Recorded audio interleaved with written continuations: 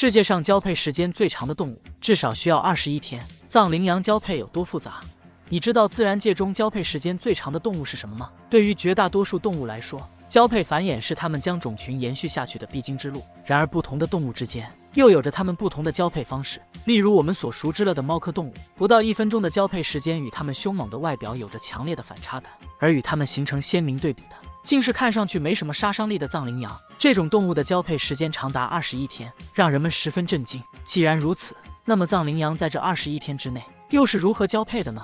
到了每年的12月份，藏羚羊就正式进入了它们的发情期。然而，雄性藏羚羊想要得到与异性交配的权利，并不是一件简单的事情。与大部分动物一样的是，它们也需要通过打斗来获得雌性藏羚羊的青睐。在这场决斗中，最大的赢家甚至可以同时与多只异性交配，而那些失败者就只能等到下一次繁殖期再继续努力。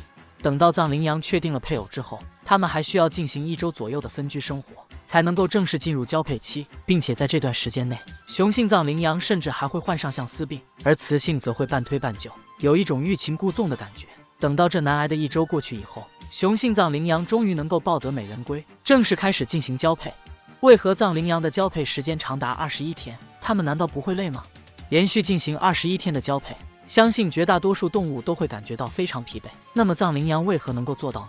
难道它们有什么秘密武器吗？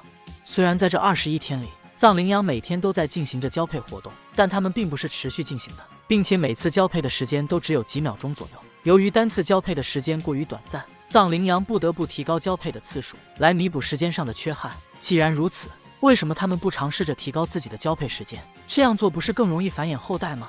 我们都知道，藏羚羊生存着的青藏高原环境比较特殊，那里的空气稀薄，如果长时间进行剧烈的交配行为，就有可能导致藏羚羊缺氧而死。所以并不是它们不想延长时间，而是条件不允许。在这样的环境下，藏羚羊才进化出了这种繁衍方式，来保证种群的延续。除此之外，相信大家都知道，动物交配的时候对外界的反应能力会大大降低，在遇到危险的时候无法及时躲避。而藏羚羊缩短自己单次的交配时间，也能够在一定程度上躲避天敌的攻击，保证自己以及配偶的安全。等到21天的交配时间结束后，在确保雌性藏羚羊成功受孕的情况下，雄性会毫不犹豫地离开配偶，而雌性为了能够顺利生下幼崽，不得不开始它们的迁徙之旅。为何雌性藏羚羊在受孕后会选择去往其他地区生产？这样难道不会更加危险吗？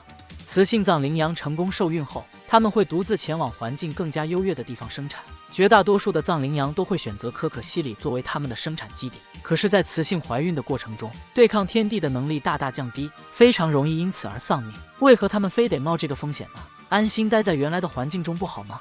对于成年藏羚羊来说，能够很好的适应青藏高原上的环境，但是刚出生的幼崽却无法忍受，甚至会受到温度以及稀薄空气的影响，从而不能顺利长大。所以雌性藏羚羊不得不去往食物充足且气候适宜的可可西里。对于它们来说，在这样的环境中生产再适合不过了。但是在可可西里，依旧生活着不少藏羚羊的天敌，尤其是刚生产完的雌性藏羚羊以及刚出生的幼崽，都会成为天敌捕食的主要选择。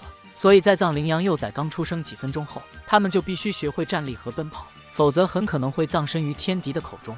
值得一提的是，在雌性迁徙的过程中，雄性同样也会进行迁徙，只不过为了避免与雌性见面，他们会选择与其完全相反的路线。难道雄性藏羚羊就是传说中的渣男，不想负责任才这样做的吗？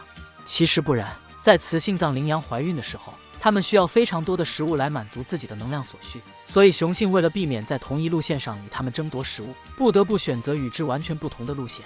这样看来，雄性藏羚羊也是为了能够让配偶成功生下幼崽才做出了这样的选择。本期视频到这里就结束了，对此你还有什么想说的吗？欢迎在评论区留言。